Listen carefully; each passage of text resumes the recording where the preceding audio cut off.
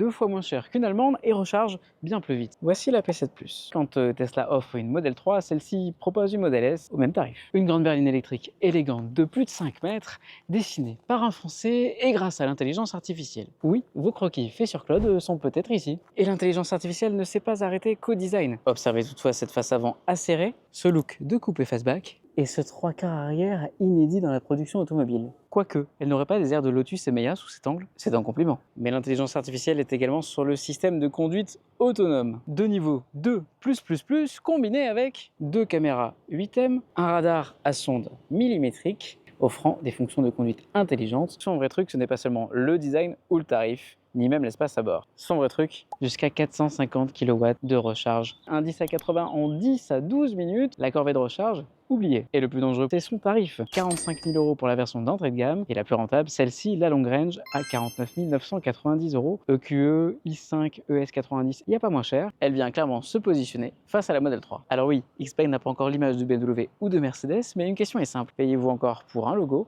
ou pour de la techno? Clairement, la meilleure place de cette P7, c'est à l'arrière. Un empattement de 3 mètres, une banquette inclinable et même une tablette pour travailler. À l'arrière aussi, les sièges sont massants, chauffants et ventilés. Même les portes-chemises sont stylées. Le volume est correct, 573 litres, mais il rentre 33 valises cabine. Oui, Xpeng l'a fait. Côté confort, la P7 offre une suspension indépendante. À l'avant, double triangulation. À l'arrière, un essieu à 5 bras. Rien que ça. Et même pas de compromis sur les performances puisque tu es chaussé en série en pilote sport EV, le meilleur compromis, tenue de route et performance avec pas moins de 313 chevaux. Et rien n'a été oublié, siège chauffant, massant, ventilé, la finition est exemplaire, observez plutôt les contreportes, l'OS intégré et réactif, fluide, 2 chargeurs à induction ventilés et l'efficience est de mise. A noter que l'affichage tête haute propose la projection de la caméra d'angle mort. Et ça, c'est franchement pratique au quotidien. Et le système son à 20 haut-parleurs est doté d'un système de réduction de bruit. Le tout avec un toit panoramique immense, teinté. Allez, quand même, une chose peut faire sourire, son autonomie